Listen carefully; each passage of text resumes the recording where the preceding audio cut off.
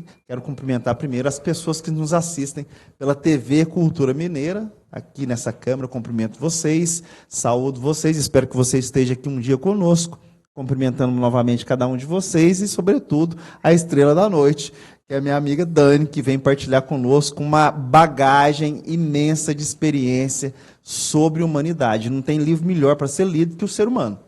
Não é, Dani? É isso mesmo. É uma honra para mim estar aqui, estar abrindo esse projeto. A gente já tinha falado algumas vezes antes de que precisávamos fazer um podcast para colocar as nossas ideias aí para o mundo. Muito obrigada e eu desejo vida longa para esse projeto. E estou honrada de estar aqui, vou te ouvir novamente depois de tanto tempo. Obrigada a todo mundo que veio e vamos aproveitar isso, né? Sim. Obrigada por vocês aí. Bom, hoje nós não vamos fazer uma viagem sobre um livro de história, sobre uma literatura, mas nós vamos fazer uma viagem ao profundo do coração humano. E partimos do pressuposto de que todos nós precisamos, em algum momento da vida, nos encontrar. Em vários momentos da vida, isso que nós chamamos de vida nos força a que nós olhemos para dentro de nós. Se você não passou por isso, é igual consórcio, em algum momento você vai ser contemplado. A vida vai te forçar a olhar para dentro de você. Depois de conquista, depois de diplomas, depois de promoções em empresas, depois de, enfim, de vários acontecimentos, a vida te pede para olhar para dentro de si. Não adianta nós fugirmos para lugar nenhum. Onde nós formos, nós nos levaremos. E aí nós partimos para a primeira história, que foi onde a Dani descobriu que não adianta ir para longe, que onde ela for, ela levaria a si mesma. Vai contar para nós a lindíssima história da dor no dedão do pé. Vamos lá. Poxa, eu até mudei para você falar, não é no dedão, está no pé inteiro. Não, mas é a dor no dedão do pé. Bom, eu acho que para começar falando disso, né, é bom fazer um introdutório aqui. Como disse meu amigo Vinícius aqui, chega uma hora que bate e você tem que olhar para dentro, não tem como fugir mais, né? Eu estava em São Paulo, trabalhando como advogada no ambiente corporativo, tendo uma vida muito bacana, simples na medida do possível, mas também agitada, né? Porém, um dia eu senti que aquilo ali precisava de uma mudança, alguma coisa, porque não é possível que é só isso, tem que ter alguma coisa outra, né? E eu senti no fundo do meu coração de que eu precisava me sacudir e fazer algo. E esse primeiro passo foi de sacudir e fazer algo, foi pedir a demissão do meu emprego e com muita coragem enfrentar minha família, meus amigos e dizer, olha, não faço ideia do que estou fazendo, mas eu estou fazendo alguma coisa e me sinto guiada. E eu acho que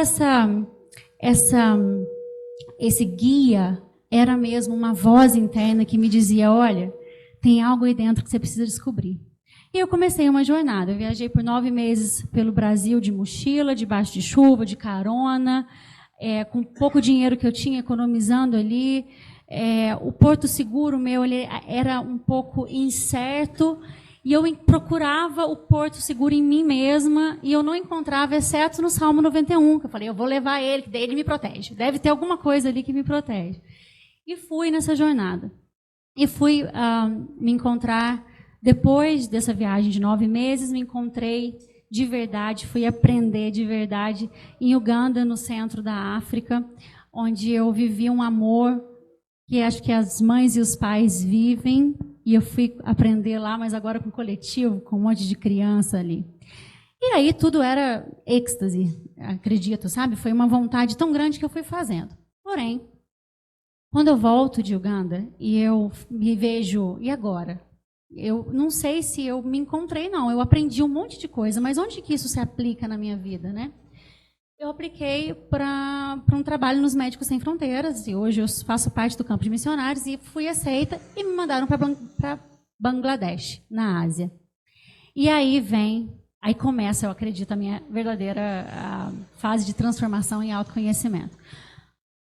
Bangladesh é um pouco distante daqui, né? Então eu peguei fui até Guarulhos, de Guarulhos eu peguei um avião até Dubai. De Dubai eu peguei um outro avião até Dhaka, que é a capital de Bangladesh. Lá eu peguei um outro avião para Cox's Bazar. Quando eu cheguei em Cox's Bazar, eu peguei mais um carro de 2 horas e meia até chegar em Ukiah.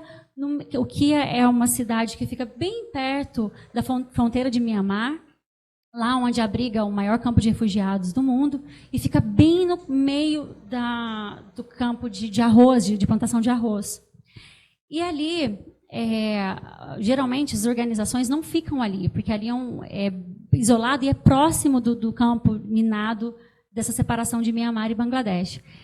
E aí, lá no meio, aí eu deixei minhas coisas, me colocaram na casa, me mostraram onde eu ia dormir e tudo mais, eu deito na cama, o meu dedão do pé doendo. Eu falei, mas esse dedão do pé estava doendo lá no Brasil, por que está doendo aqui? Tipo, era para ter ficado lá. Não entendi por que eu estou carregando uma dor. E aí eu descobri que eu tinha mudado o meu mundo externo todo, mas que o meu mundo interno estava precisando de uma revisão assim brava, para entender quais eram os movimentos que me levaram ali, né? Naquela época, Vinícius, aí eu acho que você pode me ajudar com mais bagagem filosófica aqui, o meu pensamento foi: a gente muda de casa, de relacionamento, de carro, de amigos, mas nós continuamos sendo os mesmos. Então, às vezes, a gente só muda de problema, muda de endereço, mas o problema continua sendo o mesmo. O que era dentro de mim que estava pedindo tanto para eu olhar, para eu dar atenção?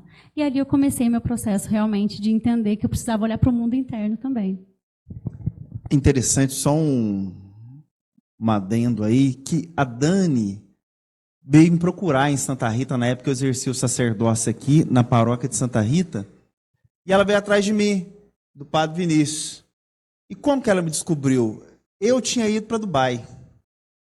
E em Dubai tive contato com uma moça chamada Bianca, que fazia parte de um grupo das mães que oram pelos filhos, que tem no Brasil, é nascida aqui no Brasil, no sul do Brasil, né, se não me engano, pela Ângela, né, é a fundadora do grupo.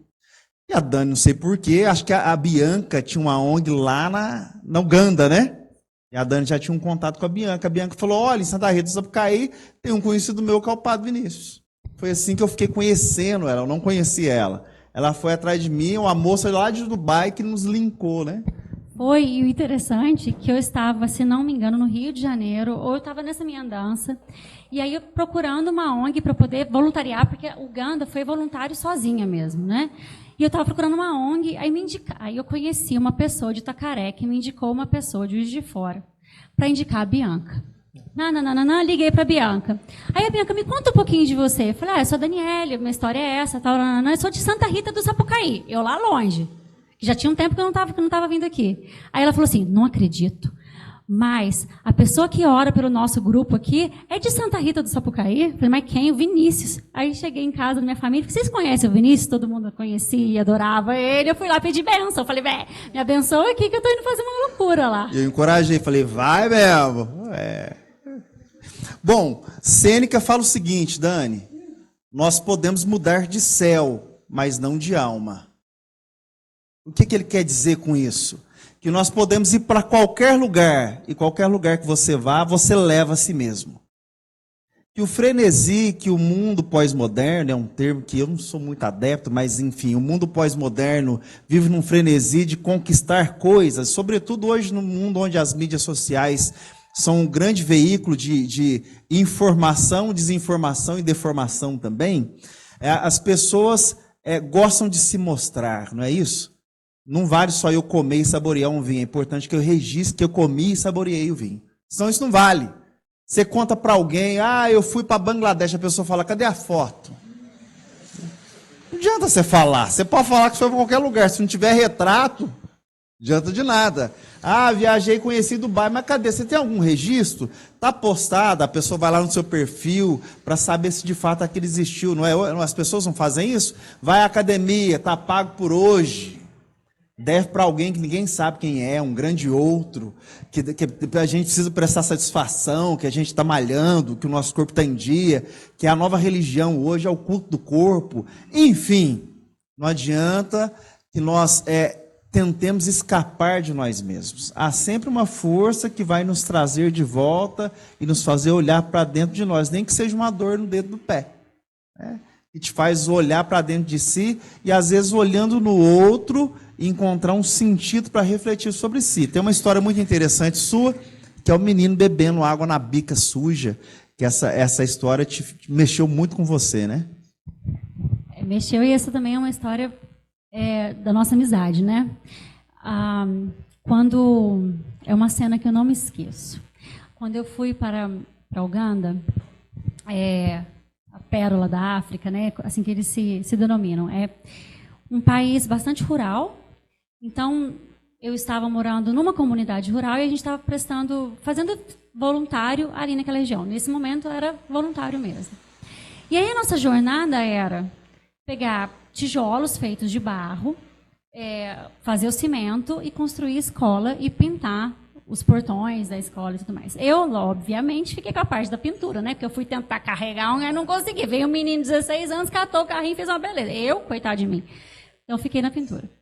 E aí, era um grupo, nesse caso tinha um grupo, né? Eu encontrei um grupo lá, de voluntários, e depois de 4 ou 5 dias de trabalho, ia ter um descanso. E chegou esse dia do descanso, que a gente não ia precisar fazer nenhuma atividade, e fomos subir o Monte Elgon, fazer uma trilha, nada muito extensa, mas era uma trilha puxada. Fizemos a trilha, subimos, aí em cima tinha uma cachoeira, nadamos na cachoeira, ela era barrenta, porque chovia. Lá é como o norte do Brasil, que chove sempre no mesmo horário, então Uganda chove sempre no mesmo horário. E aí, naquela região, choveu, então tinha barro, então ficou todo mundo meio, né, com barro no corpo. Descemos depois, e eu toda aventureira, falei, vou descalça, aí aqueles barro entrando no dedo, assim, o barro todo. E aí, fizemos a trilha e voltamos para a nossa casa. O que era a nossa casa? Era a própria escola que a gente estava construindo. Então, um dos cômodos já estava terminado. Então, a gente dormia naquele cômodo. As mulheres dormiam em um, os colegas dormiam em outro.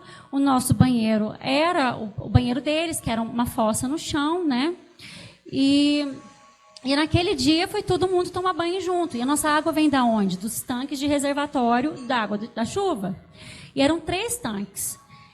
Só que já tinham 10 pessoas ali, não era muito comum ter esse tanto de gente, tinha um tanto de gente que está acostumada a tomar um monte de banho, né? Então, aqui, 3 banhos por dia. E aí, a gente chegou e eu fui uma das últimas a tomar banho nesse dia. Só que a chuva não era o suficiente para encher o reservatório e ter água para todo mundo. Então, quando eu fui tomar banho, a hora que eu peguei, então você ia até o reservatório, pegava um container com água, levava para o balde, jogava no balde, pegava a caneca e jogava no corpo. Quando minha vez, olhei aquele monte, sabe aquela larvinha preta que vai ficando assim no aquário, depois de um tempo, se você não limpa o aquário? Aquele monte daquela larvinha preta. Eu olhei para aquilo e falei, eita, e agora? Como é que eu vou lavar o meu cabelo, que está todo cheio de barro, para eu dormir com isso, né? Aí tá, sopra um pouquinho e joga água, sopra mais um pouco e joga água. E aí, tudo bem, escrevi uma carta para ele e falei assim, olha, você sabe o mais interessante?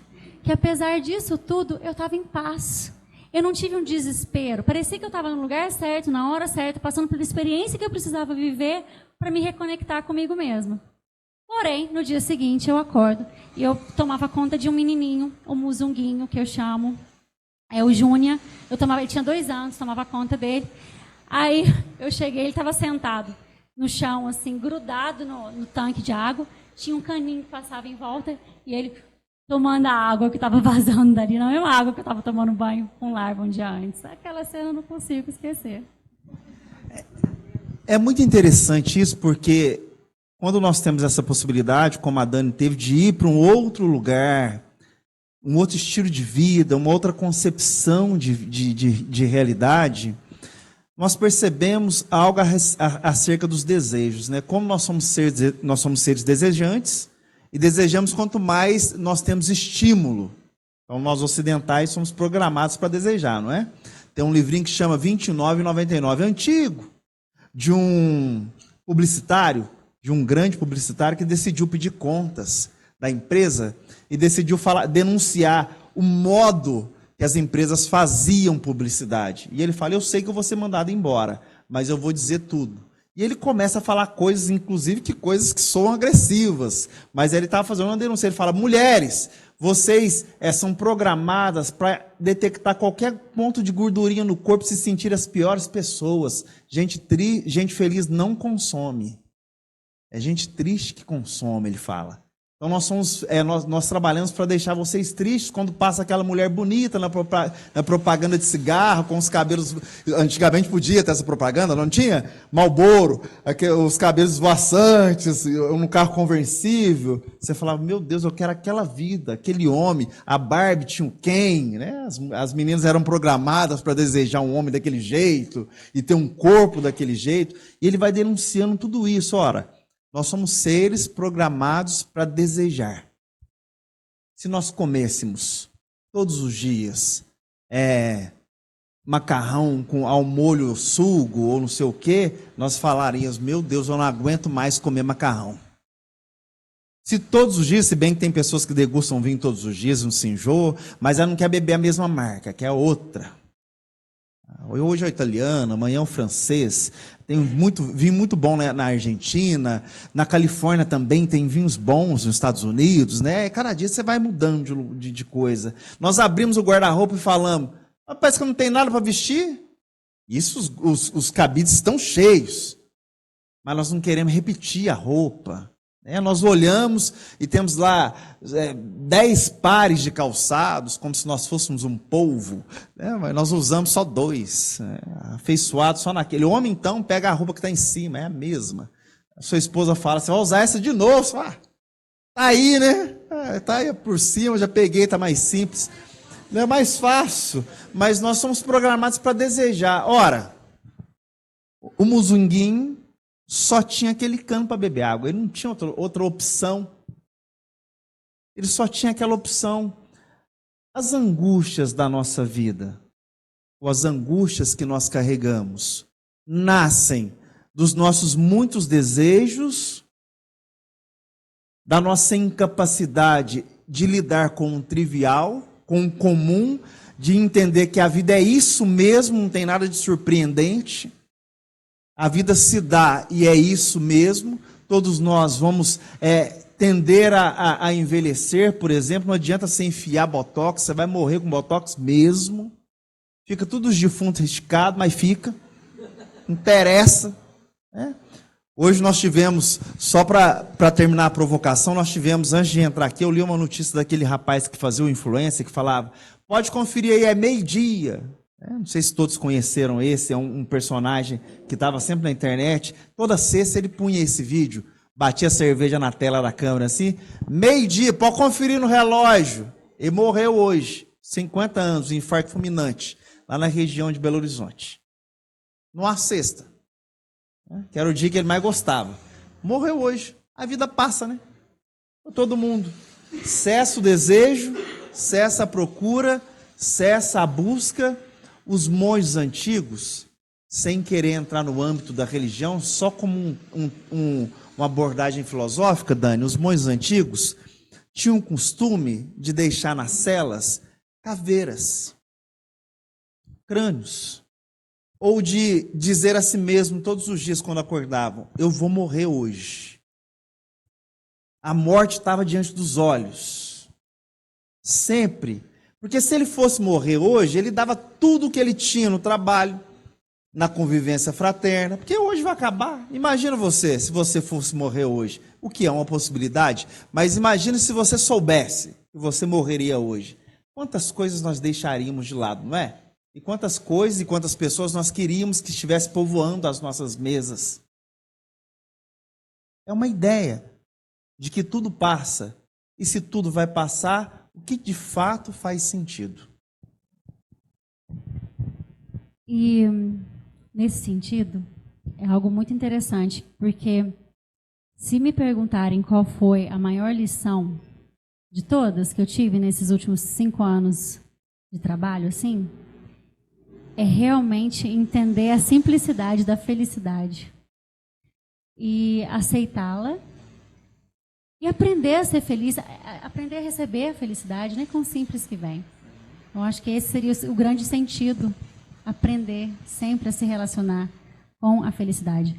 Em Dubai, que você já foi, então não sei se você teve a mesma experiência que eu, mas assim, são muitas conversas, muitas complexidades, muitos prédios, muitas pistas, muita beleza e corações pedindo amor. Corações pedindo carinho, pedindo troca, Então, eu ouvi pessoas que pediam, poxa, precisamos de mais amigos aqui, porque é uma cidade cosmopolita que recebe e vai embora gente, muito frequentemente você não consegue criar laços. E eu vinha de um país que não tinha nada dessas complexidades, mas tinha entrega na relação, até porque se vive pouco, né? Falando do país de Uganda que eu estava, né? Então, mas não reconhecendo, acho que não sabem que a expectativa de vida é menor, porque não se tem tanto conhecimento com essa informação. Mas mesmo assim se entrega a vida à medida que pode. Então, quanto que a gente deixa de entregar nós mesmos para a vida, né? E encontrar felicidade nessa simplicidade? Esse, para mim, essa foi a grande lição. Agora, Dani, uma provocação mais complexa. Está aqui seu pai, não sei se a câmera pode filmar ele, às vezes não, mas está aqui o Sidney, trabalhou, veio de uma família humilde, ralou. Para quê? Para dar um conforto para os filhos. Não é assim que os pais funcionam? Não é assim que mais ou menos funciona a cabeça de pai? Vão trabalhar, vão ver se dão um conforto. Eu não quero que meu filho passe por aquilo que eu passei, às vezes, né? Então o Sidney trabalhou e trabalha até hoje, para os filhos poder ter um pouco mais de possibilidade de conquistar as próprias coisas. Só questão de estrutura, não é? Vamos imaginar um time de futebol. Tem um time de futebol que é muito pobre, os caras trabalham o dia inteiro e jogam de noite, e tem um time de futebol que tem todo um aparato de um Flamengo da vida. Não é? Ok? Estrutura. Uns só treinam e jogam, outros têm que fazer outras coisas. É mais ou menos assim, o Sidney, na vida dele, tinha que trabalhar e treinar e jogar ao mesmo tempo. Ele queria que os filhos dele só pudessem treinar, para poder conseguir um lugar, um espaço nesse grande jogo que é a vida. De repente, chega uma filha e fala, olha, guarda meu diploma aí que eu vou sair andando pro mundo. Ok? Então você saiu em busca de sentido. Você teve que enfrentar família, você teve que enfrentar os apelos da sociedade. Não é possível que você, trabalhando em São Paulo, num grande centro, vai deixar essa possibilidade, depois de ter formado em Direito, para ficar cuidando de gente em África. Você vai ser só mais uma. E vamos falar a verdade, você não vai acabar com o sofrimento da África. Aquilo lá é infinito. Acabar com fome da África. Está lá até hoje a fome. Até hoje está a pobreza em Uganda. Até hoje está a desordem nos vários lugares que você passou, como pontos de guerra. Mas você foi procurando sentido. Não é isso? A pergunta é, encontrou? Melhor, é possível encontrar sentido? É possível. É possível. Mas eu acredito... Bom, pergunta boa, hein? É como uma cebola que você vai descascando, né? E vai chegando ao centro. Então, o que faz sentido naquele momento? E encontrar, eu acho que tocar, cada vez que você faz um movimento em busca do seu sentido, você vai indo ao encontro da sua própria essência. Isso, para mim, é o que faz sentido hoje. Ir sempre ao encontro da minha essência. A minha essência humana, de carne e osso, porém, portadora de uma alma. Que essa alma tem um conhecimento que eu, como humana, desconheço, mas que eu tenho que me abrir para ela. Então, eu sinto um sopro divino quando eu preciso fazer alguma coisa. Fez sentido, faz sentido. Algumas vezes não é tão simples assim, porque como você vai descascando a cebola, são outros problemas que se apresentam. Então, naquele momento em que eu digo, família, pai, muito obrigada pelo diploma. Ele foi ótimo, ele me serviu, advoguei por 12 anos, ali dessa forma estruturada. Mas agora ele não está me servindo de nada. E eu vou em busca de algo que faça sentido. Era uma casca da cebola que eu precisava descascar para poder chegar um pouco mais perto daquela minha essência. Afinal de contas, naquele momento eu me conhecia como uma mulher que tinha realmente uma família que se esforçou por trás para me dar uma estrutura, que me intitulava advogada, e o que mais? Eu era filha de quem? Eu era parte, produto de quê? Eu era só uma célula jogada no meio disso tudo? Então, eu não... naquele momento, parou de fazer sentido. E eu lembro que quando eu cheguei numa missão, as pessoas me perguntaram, quem é você? Eu falei, estou me conhecendo. Eu ainda não sei. Então eu prefiro não responder, porque senão eu vou ficar presa aos próprios rótulos que eu criei de mim ou que criaram de mim. E aí, à medida que eu caminho, cada vez um desafio novo, uma outra coisa se revela como sentido, buscando a minha essência. É isso, corpo e uma alma também. A intenção é que as provocações sejam feitas aqui para vocês, é claro, e para o público. Há certas fases da vida que nós temos que ter coragem de romper com alguns dogmas. Eu não estou falando de dogma religioso, tá? Estou falando de dogmas que nós carregamos enquanto pessoas criadas por cultura, por sociedade, por cultura familiar. Nós temos dogmas que nós acreditamos piamente que em determinado momento a vida nos coloca em xeque e fala, isso não funciona mais. É bom que nós saibamos, então, e aqui nós não queremos compilar dogmas, a nossa fala não pretende a verdade absoluta, mas então nós entendemos, através da fala da Dani, que o sentido da vida não é uma coisa só. E uma coisa pode fazer sentido agora e depois não fazer mais. Ela te serviu por algum tempo, depois ela não faz mais sentido. E você tem que aprofundar aquilo, é o descascar a cebola, né? Como diria um professor que deu aula lá no mosteiro, quando eu morava, e ensinava psicanálise, ele falava de um espiral, né? Nós vamos enfrentando a mesma coisa em outros pontos da vida. E se enfrentar é isso, conhecer a si mesmo, se descobrir o mesmo em vários momentos da vida. A Dani saiu daqui, ela mudou quando ela foi para a África? Mudou e não. É a filosofia. Um vai dizer, você não pode entrar no mesmo rio 2 vezes, o rio já mudou. O outro vai dizer, não, tudo é permanente. Um fala, tudo flui, tudo muda, e o outro fala, não, tudo é permanente. Os filósofos naturalistas, essa era a briga. Está condensado aqui nessa história de vida. A Dani sai em busca de si mesma, ela modificou alguma coisa? Claro, mas ela continua a mesma. Essa é a grande ideia. Que às vezes nós ficamos esperando hoje em dia, sobretudo os jovens, se estiver nos escutando, que aconteça uma grande coisa para que eu mude completamente aquilo que eu sou. Eu não gosto muito de quem eu sou, eu não gosto do meu cabelo, eu não gosto do meu corpo, eu não gosto da família que eu tenho, enfim. São várias coisas que nós vamos elencando, sobretudo hoje com o dado da comparação bem ampliado pela rede social, onde tem os modelos de tudo.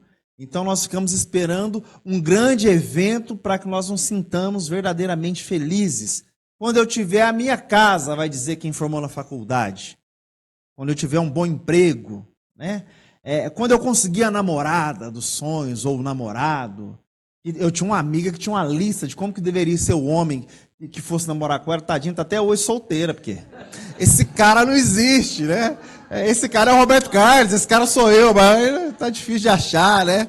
Ele tinha que ganhar não sei quantos mil por mês, e não sei o que. Eu falei, poxa vida, ele pode até ter um ponto, mas os outros você vai faltar, né?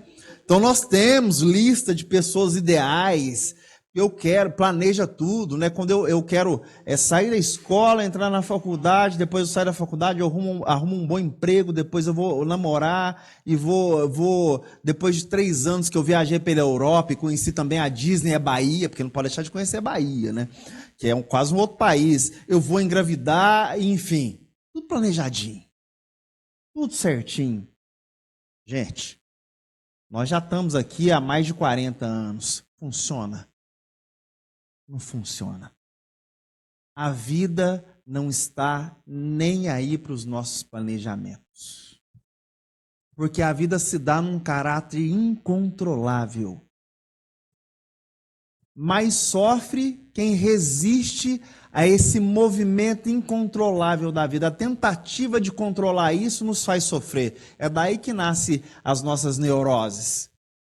Da tentativa de controlar o que não se controla. É igual se nós saíssemos aqui de fora na hora da tempestade e tentássemos controlar a tempestade. Todo mundo. Vamos pegar o balde, tenta acessar a água. Gente, pelo amor de Deus, pega umas coisas para a gente tentar parar o vento. É possível? Não é possível. Então há alguns momentos da vida que nós devemos parar e deixar o vento nos empurrar. nos levar e nos perguntar para onde é que eu estou indo. É preciso saber para onde você quer ir. É preciso saber, indo, quem é que está indo. Há uma parte da filosofia que vai dizer, na parte da filosofia existencialista, do ser que está aí e que sabe que está aí. Não adianta só estar, é preciso saber que está. Porque às vezes nós estamos e não sabemos que estamos. Nós estamos aqui e com a cabeça em vários lugares, tão fragmentado que nós somos. Aí nós ficamos vagueando por essas fantasias que nós criamos, nos inúmeros de nós que nós também elaboramos na idealização. E depois nós nos perguntamos, nunca se viu uma sociedade tão depressiva, tão angustiada, tão ansiosa, mas também nunca se viu uma sociedade que fragmenta tanto o ser como a nossa. Nós somos vários. Ligamos o carro, dirigimos, falamos ao telefone ao mesmo tempo, escutamos música e reparamos o trânsito. Vamos estudar, os jovens hoje fazem isso, não sei como, o governo proibiu o celular, graças a Deus, nas escolas, mas eles assistiam a aula com um fone no ouvido e escrevia. Não sei como, eu perguntava para os alunos, como é que vocês fazem isso? Um fone, ouvindo música, não presta atenção, não, o professor falando e copia. Nós estamos em qual lugar? Qual o sabor que tem o vinho que eu estou bebendo? O alimento que eu já comi, tinha sabor de quê? Às vezes nós brincamos, eu nem lembro o que eu almocei. É claro. Essa correria da vida, do mundo ocidental. Dani, você só viveu nessas andanças fora do Ocidente. Então, eu queria que você falasse um pouco. Porque você é ocidental. Agitada. Ansiosa. De repente, tem um filósofo que vai dizer que a verdadeira ética nasce quando nós olhamos o rosto do outro. Essa é a verdadeira ética. Quais rostos você encontrou? O que de Dani você encontrou lá? O que de Dani ficou por lá também? Agora deixa o coração falar um pouco, sem muita regra. Que prazer falar disso, porque eu acho que é o grande néctar das experiências de fazer um trabalho humanitário. Se ver no rosto do outro, deixar que o outro se veja no seu rosto, né?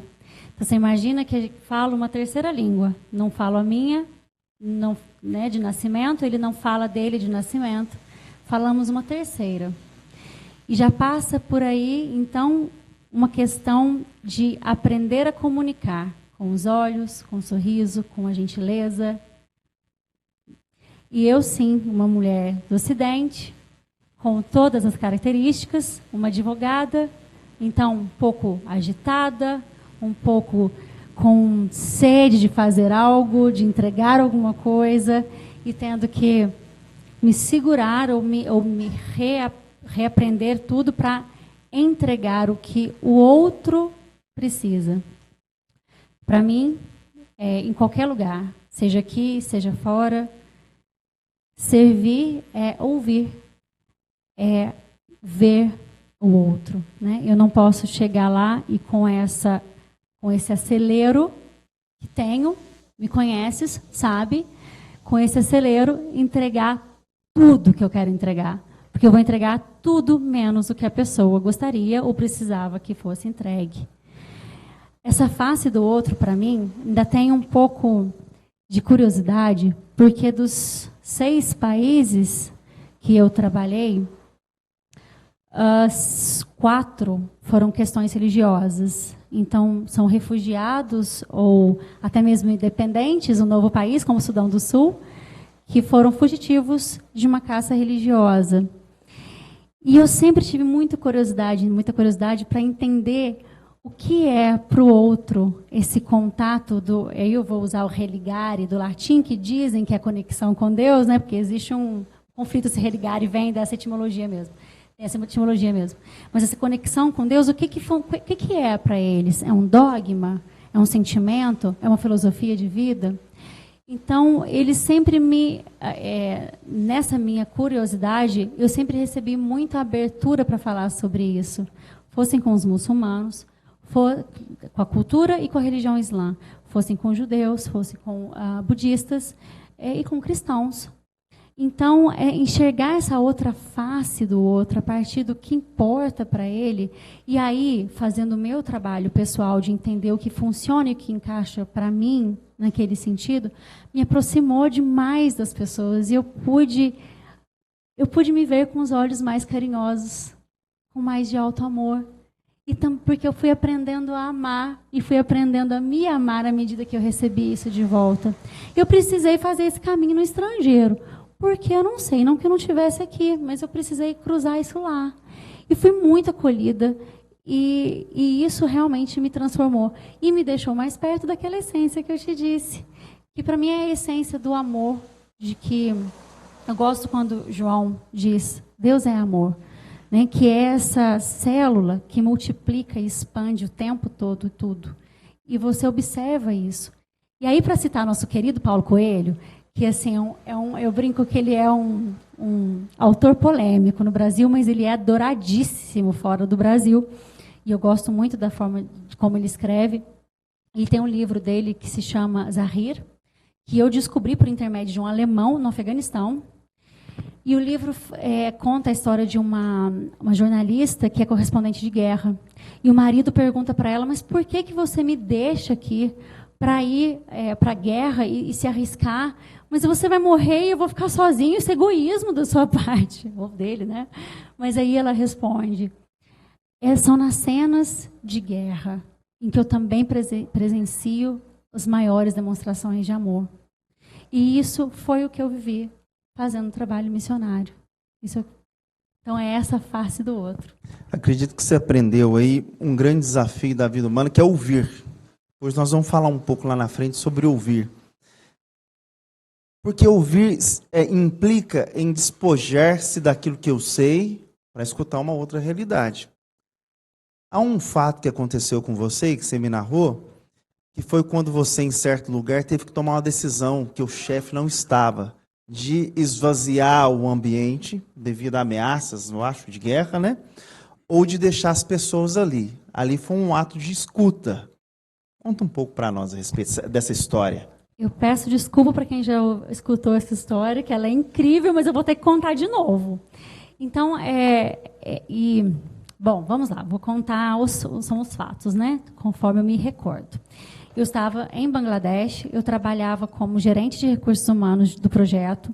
Então, matando algumas curiosidades que às vezes tem.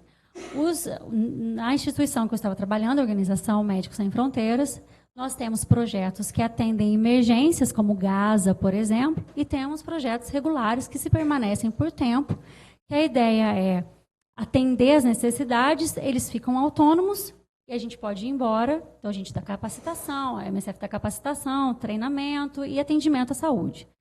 Então, ali era um projeto regular de 30 anos com os refugiados rohingyas. E aí, é um lugar, como eu havia dito, no meio da plantação de arroz, e um lugar, Bangladesh é muito suscetível ao ciclone. Eu estava trabalhando como gerente de recursos humanos, e de repente, e eu, nossa, tá estranho, mas tudo bem, continuei lá trabalhando, né? O acelero do ocidental. Ah, tem nada acontecendo, não, trabalha aí que tá cheio de coisa. E uma hora eu saio da minha sala, eu sinto que o clima já está um pouco pesado, vem o gerente de logística, e o gerente de logística ele é do lugar, tá? Ele é local, e ele chega para mim e fala, Dani, está dando sinal vermelho para o ciclone, ele não viria para cá, mas ele desviou a rota e ele vai passar por aqui, então está sendo televisionado que a gente precisa evacuar. E a gente precisa evacuar. Eu falei, que bom, então eu vou para casa. Ele falou, não, é que quem dá a ordem para ir para casa precisa ser um internacional para poder fazer o contato lá com a sede na Europa. Só que o seu supervisor está preso no campo de refugiados e a gente perdeu o sinal com ele por conta da ventania. Então, alguém precisa tomar a decisão, essa pessoa é você. Eu falei, amigo, dá 15 minutos, já que ele volta. Eu não queria tomar essa decisão. E ele demos os 15 minutos, eu falei, nós temos até que horas? Ele falou, acho que mais 40 minutos dá pra gente... Em 40 minutos a gente arremata tudo. Então tá bom. Deram uns 15 minutos, nada. O meu chefe continuava preso sem contato. Então eu falei, toque de recolher. Vamos recolher todo mundo. No hospital, deixamos os pacientes, os médicos principais, aqui no escritório. O escritório era longe do hospital. A gente recolhe todos os carros, eram 27 carros, e coloca todos os internacionais em casa, no bunker, e a hora que meu chefe chegar, ele vê se a minha decisão está correta ou não. E aí foi assim, eu saí correndo, Por que tinha que ser eu? Porque eu tinha a chave do cofre, do telefone satélite, o dinheiro reserva. Então, eu entrei escondido nesse lugar, catei tudo, juntei todas as coisas, mandei por satélite, fui avisando as pessoas a voltarem, quem tinha telefone, conseguimos por telefone, fomos buscar as pessoas no hospital e viemos para casa. E aí depois o último a chegar foi o meu chefe, o último. Ele chegou, ele olhou para mim, já molhado, já porque estava chovendo, agradeceu. E o ciclone não passou por nós. Ele continuou desviando a rota, e graças a Deus ele foi para um outro lugar, ele não atingiu nenhum lugar, não teve nenhuma complicação, nenhuma destruição. E isso me ensinou bastante coisa, sabe? Mas ele também me deu um choque de moral. E é uma coisa que eu nunca havia falado antes com ninguém, e eu abri com o Vini para conversar sobre isso. E é uma coisa que nós enfrentamos no nosso dia a dia e as campanhas humanitárias enfrentam muito, que é quem eu salvo quando eu preciso salvar alguém. Primeira pessoa, eu, coloque a máscara de oxigênio, primeiro em você, depois você coloca nos seus colegas. E quem são os nossos colegas? Os nossos próximos. Aqueles que estão próximos. Se todo mundo salvar quem está próximo, você salvou alguém. Então, todo mundo salvou alguém. E isso foi um pouco dolorido para mim depois, embora não tivesse nada de diferente de eu ter feito, porque ficaram os pacientes e os médicos ali no hospital. Mas e aí? A gente deixa essas pessoas ali? Então, isso me gerou, durante um tempo, essa pergunta. Fiz certo? Não fiz? Mas eu acredito que a utilidade foi ótima, porque nada aconteceu, né? Esse foi um livramento ali. Mas, e aí? Como que a gente lida com a moral, com essas decisões difíceis que a gente tem que dar? E isso é um exemplo muito grande, né, Vini? É um caso assim, que não é comum. Mas e no dia a dia, quando temos que tomar nossas decisões? E o tanto que nós estamos tendo desafios hoje em dia, o tempo todo com as coisinhas, né? Estamos prontos para tomar decisões difíceis? Como está sendo? Como você vê, assim? Sobretudo quando essas decisões envolvem a nossa própria vida, né? Às vezes nós ficamos adiando decisões na nossa vida, enfim, por diversos medos e, sobretudo, por medo do julgamento alheio, e às vezes é preciso tomar decisão. Para fazer um encerramento, um intervalo, eu queria fazer uma provocação, que vocês podem depois até conversar nas mesas aí, junto com as pessoas que estão na sua mesa, sobre o ato de ouvir. Bento de Núrcia é o patriarca do Ocidente, segundo a tradição cristã. E Bento de Núrcia começa a regra dele, dizendo aos monges do Ocidente: escuta, ó filhos, preceitos do mestre. Obscurta, filii, precepta magistre. Por que eu estou citando um conceito ligado à cristandade? Para nos levar a refletir que o conceito de ouvir está ligado também ao conceito de obedecer. E por isso, o ato de ouvir está em crise na sociedade pós-moderna. Porque a sociedade pós-Freud tem dificuldade de obedecer. E eu não estou falando que é culpa do Freud, não. Estou só trazendo uma data. Ela tem dificuldade de obedecer. De falar em obediência. A palavra obediência causa algeriza. O jovem não quer obedecer, quer fazer 18 anos, porque ele acha que vai mandar no próprio nariz, né? Coitado, sabe de nada. Os 18 anos, morando na casa do pai, dá na mesma. E se não morar na casa do pai, continua na mesma também, porque o pai e a mãe ele vai interferir se for preciso. Não tem o que fazer. É assim que funciona.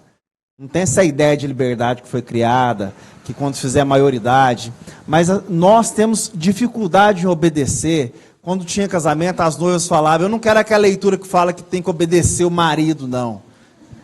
eu até entendo, né? Dentro da perspectiva feminina, eu até entendo mesmo.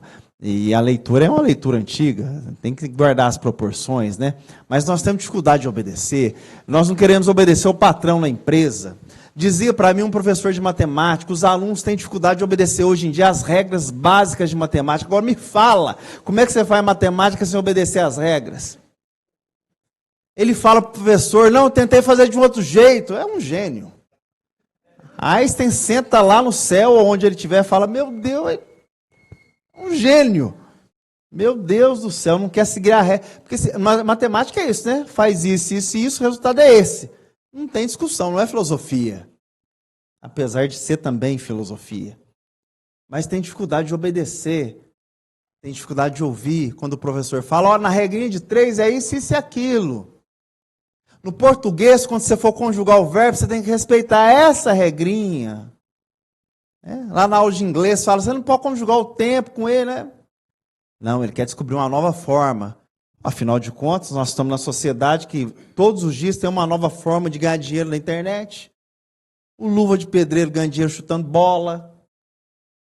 O outro ganha dinheiro fazendo gracinha lá na internet, falando bobagem. Esse outro que faleceu hoje ganhava dinheiro falando só isso, ó, pode conferir aí que é meio-dia. É uma frase. Ele tinha 2 milhões de seguidores na internet. Ele passou a viver disso. Olha que loucura que é hoje em dia, as profissões estão mudando, né? Hoje o arquiteto está sumido, são os influencers, são a nova profissão. E tem que aceitar, não tem que debater. Aqui não é um debate de crítica. Acontece. Existe. Mas, e como que nós podemos chegar ao ato de ouvir? Para que nós possamos ouvir, primeiro, nós precisamos nos despir das nossas certezas. Nós somos certos de muitas coisas. E como nós temos muitas certezas, algumas até quase dogmáticas, nós não sabemos escutar o outro. A mãe de um amigo meu não quer mudar a vitrine da loja, que ela falou, eu faço isso há 30 anos. Você chegou agora, você quer mudar a vitrine da minha loja? Quem que você pensa que você é? Ela não quer cadastrar os clientes no computador, ela fala, eu sempre fiz na ficha. E sempre deu certo, eu construí casa, prédio, dei apartamento para vocês, tudo fazendo desse jeito. Ela não quer sofisticar. O pai lá na roça não quer que o filho dele fale, pai, e se a gente colocasse as ordenhadeiras mecânicas? Ele falou, eu sempre tirei na mão, levanto 3 horas da manhã e deu sempre tudo super certo. Nunca tive problema com isso. Aí o filho fala, mas vai ser mais rápido. O senhor não vai precisar ficar sentado nesse banco aí, nesse negócio. Vai economizar tempo. Ele fala, meu filho, você chegou aqui agora. Quando você chegou, quando eu cheguei, isso aqui era tudo mato. Como nós temos dificuldade de ouvir, né? E os jovens com dificuldade de ouvir também, os que estão à frente, que falam, olha, cuidado, Dani. Às vezes esse caminho não vai dar certo. A Dani e o Vinícius é cheio de querer. Nós temos faculdade. Vocês estão achando que às vezes você nem estudou. Você teve que trabalhar muito cedo, né? Você está achando que você sabe o quê? Você leu que livro? Eu falo inglês. Vai falar Dani, né? Agora italiano. Você muito menos está falando mineirês. Quer me ensinar? Quem que meu pai e minha mãe acham que é? Como nós temos dificuldade de escutar, né? As brigas do cenário atual são tudo dificuldade de ouvir. Todos cercados de certezas. O pai da filosofia, ou melhor, o pai da ética, a filosofia nasce antes, né, lá perto de uma ilha ali de Éfeso, enfim, mas o pai da ética, que é Sócrates, vai dizer, só sei que nada sei. Eu não estou certo de nada. E essa insegurança me provoca buscar. Quem está certo de muitas coisas está no mesmo lugar sem se renovar. Quem carrega incertezas está o tempo inteiro se renovando e buscando mais sobre si mesmo e sobre os outros e sobre as coisas. Uma empresa que está certa dela mesma tende à falência, mas se ela desconfia dela mesma, ela tende à revolução. Como que nós podemos ouvir? Quais certezas nós precisamos abandonar para perceber que existe um outro E quando eu percebo que há um outro, eu me disponho a ouvir. E à medida que eu ouço, algo em mim se transforma. Então bate um papo aí se vocês quiserem. Nós vamos fazer um intervalo. Nós voltamos daqui a pouco. Muito obrigado pela atenção de vocês, viu?